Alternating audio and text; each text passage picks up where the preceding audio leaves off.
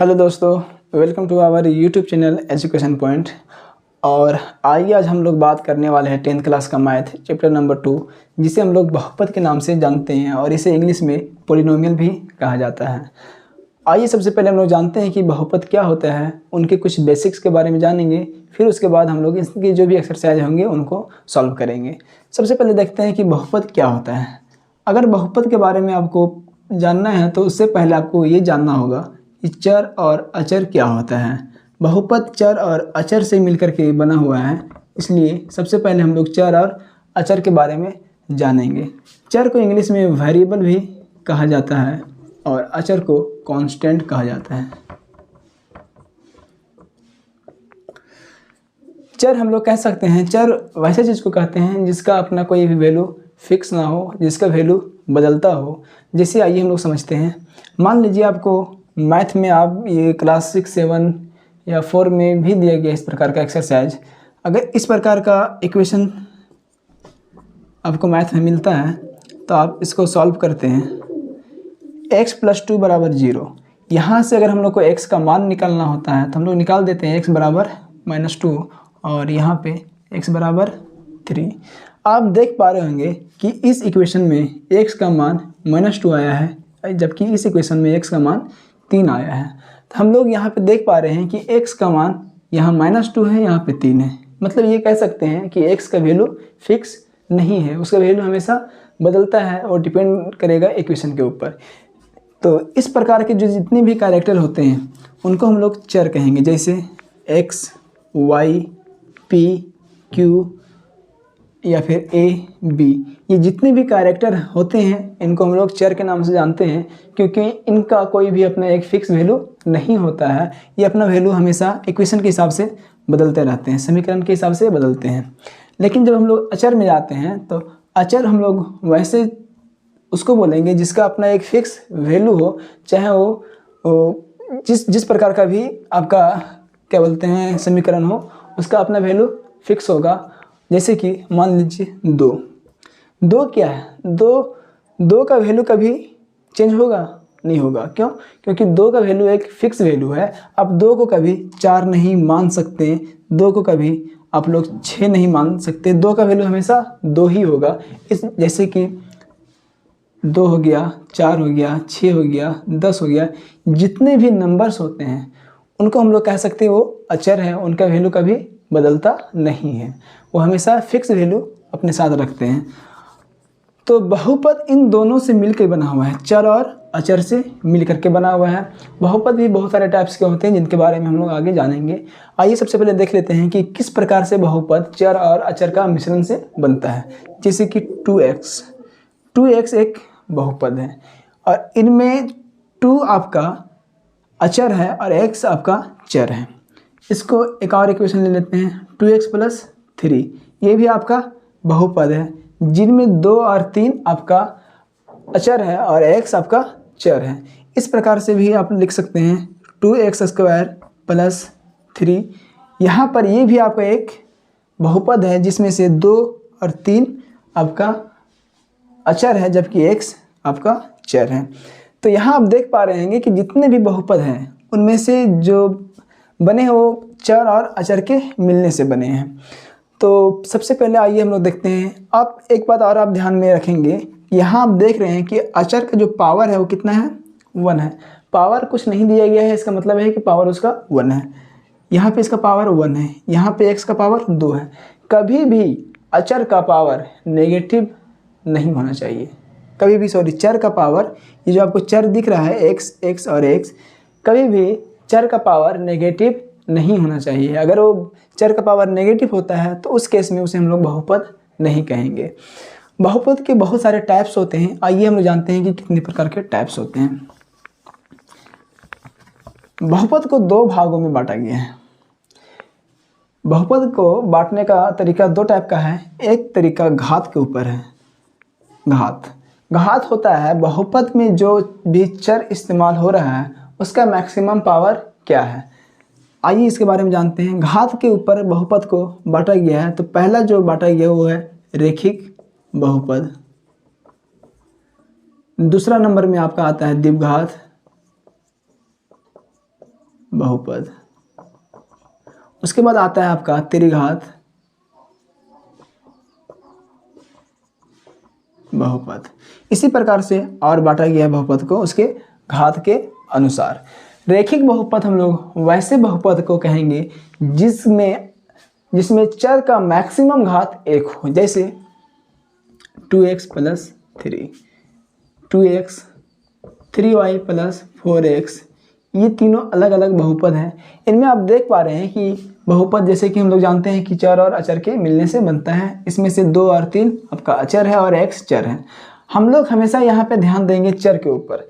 तो इस बहुपद में आप लोग देख पा रहे होंगे कि x यहाँ पे एक चर है जिसका पावर क्या है, 1 है। पावर कुछ नहीं है, मतलब पावर 1 है, आप लोग जान लें। तो यहाँ पे x का पावर 4 है, 1 है। यहाँ पर भी x का पावर 1 है। यहाँ पर 2 आपको चर दिखने को मिल रहा होगा, एक x और एक y, x और एक y। यहाँ पर भी पावर 1 है, 1 है। मतलब हम लोग कह सकते हैं कि इस बहुपद में जो मैक्सिमम पावर है चर का वो कितना है, 1 है। इस बहुपद में भी 1 है, इसमें भी 1 है। अगर वैसा बहुपद जिसमें चर का मैक्सिमम घात 1 हो, ज़्यादा घात 1 हो, उस बहुपद को हम लोग रैखिक बहुपद के नाम से जानते हैं। अब आइए देखते हैं हम लोग द्विघात बहुपद क्या होता है। द्विघात बहुपद वैसे बहुपद को कहेंगे जिसमें चर का मैक्सिमम घात 2 हो। द्विघात का बात हो रहा है 2 घात, ठीक है, घात 2। जैसे 2x² + 4, 2y² + 4x + 3, ये दोनों अलग अलग बहुपद हैं। अब इस बहुपद में आएंगे तो आपको दिख रहा होगा कि एक चर दिखाई दे रहा है जो कि x है। हम लोग हमेशा घात को जब भी देखेंगे तो चर का घात देखेंगे, अचर का घात नहीं देखेंगे, ठीक है। यहाँ पे आप देख पा रहे होंगे कि चर का मैक्सिमम घात कितना है जी, 2 है। अब इसमें हम लोग बढ़ते हैं, इसमें भी देखिए इस बहुपद में 2 ठो चर मौजूद है, एक x और एक y। यहाँ पे x का घात 1 है, यहाँ पे y का घात 2 है। तो मैक्सिमम घात चर का कितना है, 2 है, मैक्सिमम 2 और मिनिमम 1 है। तो अगर मैक्सिमम घात 2 हो, यहाँ पर भी मैक्सिमम घात 2 है, तो इस प्रकार के बहुपद को हम लोग कह देंगे द्विघात बहुपद। वैसा बहुपद जिसका घात मैक्सिमम 2 हो उसे हम लोग द्विघात बहुपद कहेंगे। अब आइए हम लोग बढ़ते हैं आगे त्रिघात बहुपद की तरफ। त्रिघात बहुपद में भी वही होगा कि मैक्सिमम घात 3 होना चाहिए, उससे ज़्यादा नहीं होना चाहिए। उससे कम घात वाला चर मौजूद हो तो कोई दिक्कत नहीं, जैसे 2x³ + y² + 4, या फिर आप लिख सकते हैं 2x³, ये भी एक घात है, बहुपद है। या फिर लिख सकते हैं 2x³ + y², ये भी एक बहुपद है। आप पहला बहुपद में देखिए तो इसमें से 2 चर मौजूद हैं, एक x और एक y। यहाँ पे x का घात 2 है, 3 है, यहाँ पे 2 है, तो मैक्सिमम घात कितना हुआ, 3। यहाँ पर भी देखेंगे तो आपके पास सिर्फ एक चर मौजूद है जिसका मैक्सिमम घात कितना है, 3 है। इस बहुपद में भी आप देखेंगे तो आपके पास 2 चर हैं, एक x और एक y। यहाँ पे आप देख पा रहे होंगे कि जो चर का मैक्सिमम घात कितना है, 3 है और मिनिमम 2। तो हम लोग मैक्सिमम घात देखेंगे, इसमें भी मैक्सिमम 3 है, इसमें भी मैक्सिमम 3 है, इसमें भी मैक्सिमम 3 है। तो वैसे बहुपद जिसमें मैक्सिमम चर का घात 3 हो उसे हम लोग त्रिघात बहुपद के नाम से जानते हैं। इसी प्रकार से बहुपद का मान जैसे जैसे बढ़ते जाएगा, जैसे बहुपद का मान 4 हो गया, 5 हो गया, 6 हो गया, उस प्रकार से बांटा जाता है। हम लोग को बेसिकली अभी यहाँ पे 3 ही पढ़ना है 10th क्लास में। इसका एक ठो वर्गीकरण हो गया घात के ऊपर, इसका वर्गीकरण पद के ऊपर भी किया गया है। और ये देखते हैं किस प्रकार से किया गया है। अगर बहुपद का वर्गीकरण हम लोग पद के ऊपर देखें तो इसमें भी बांटा गया है, एक पदीय बहुपद,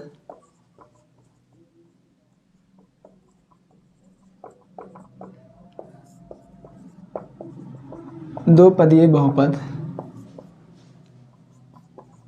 3 पदीय बहुपद। यहाँ पे हम लोग देखेंगे बहुपद का कितना पद है, ठीक है, और वो पद सिर्फ चर का देखेंगे, ठीक है। जैसे 2x, यहाँ पे सिंगल पद है,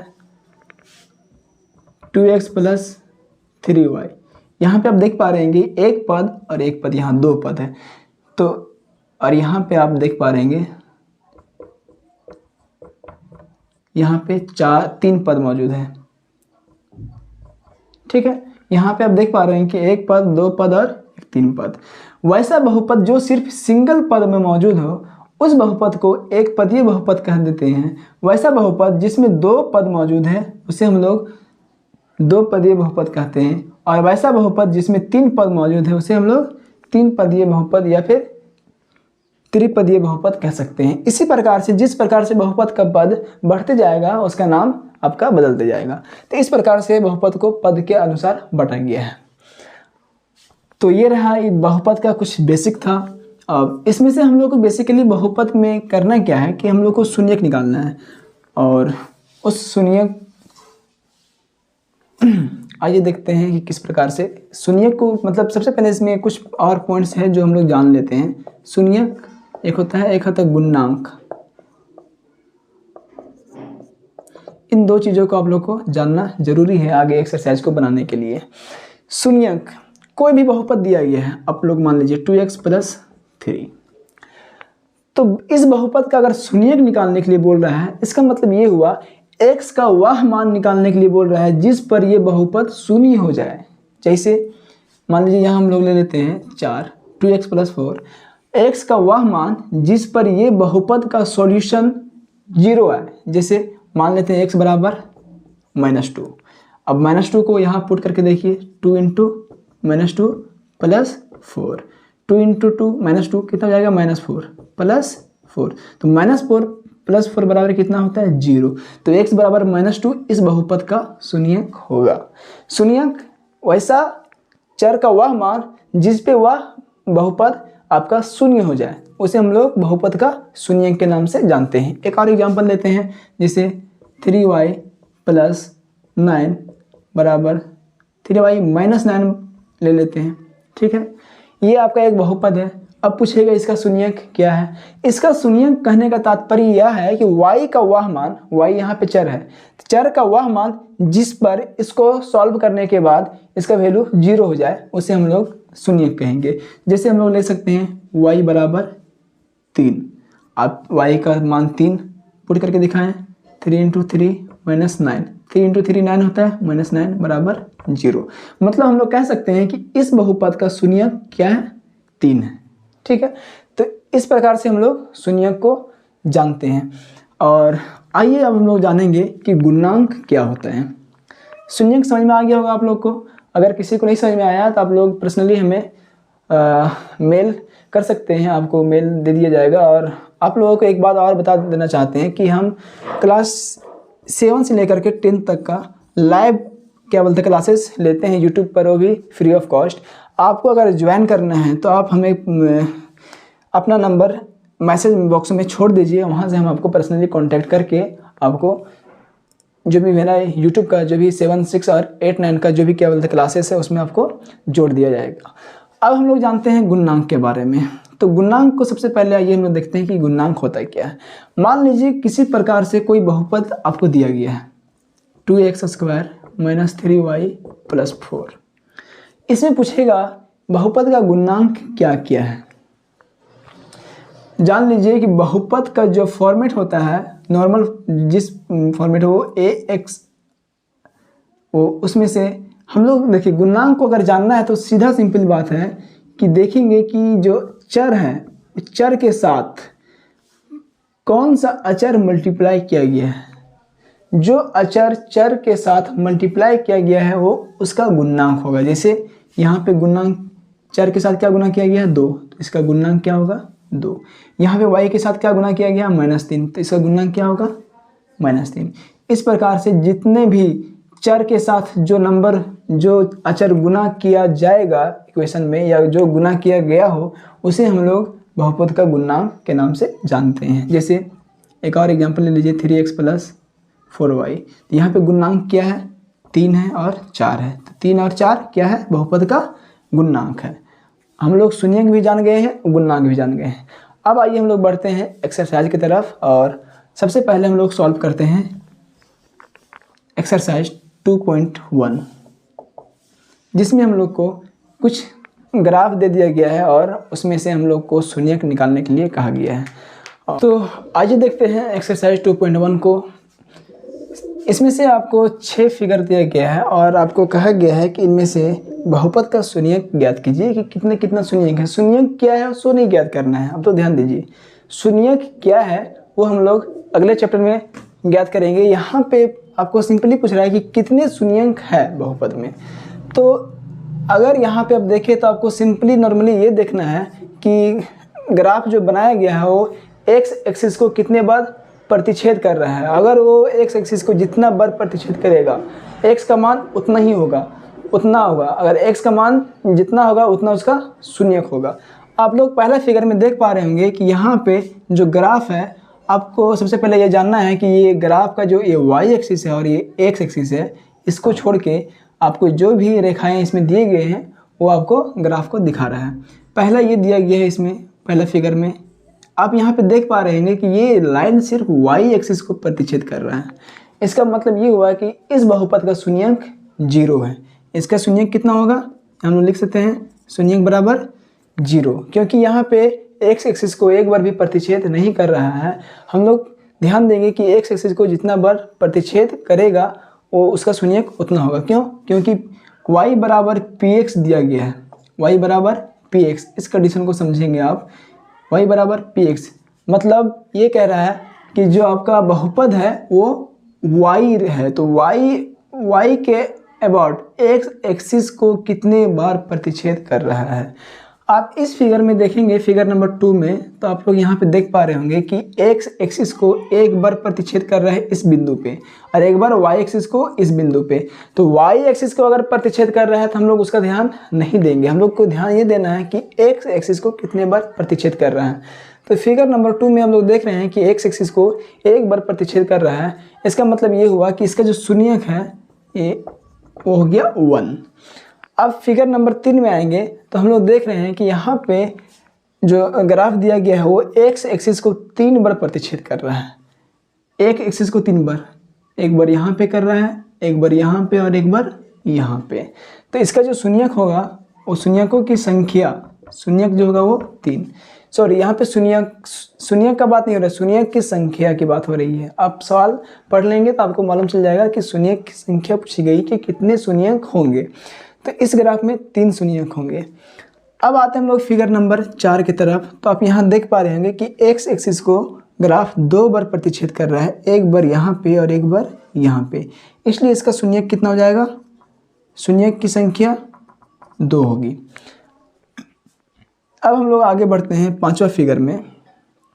तो 5वां फिगर में आपको दिख रहा होगा कि जो ग्राफ है वो एक्स एक्सिस को एक बार यहाँ प्रतिच्छेद किया है, एक बार यहाँ, एक बार यहाँ और एक बार यहाँ। मतलब कितने नंबर हो गए, 1 2 3 और 1 4।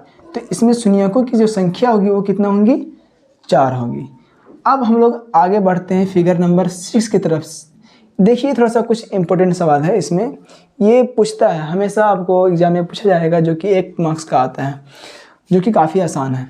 यहाँ पे आप देख पा रहे होंगे कि यहाँ पे एक्स एक्सिस को एक बार यहाँ प्रतिच्छेद कर रहा है, यहाँ एक बार प्रतिच्छेद कर रहा है, एक बार यहाँ प्रतिच्छेद कर रहा है। आप लोग ध्यान देंगे कि यहाँ सिर्फ टच कर रहा है।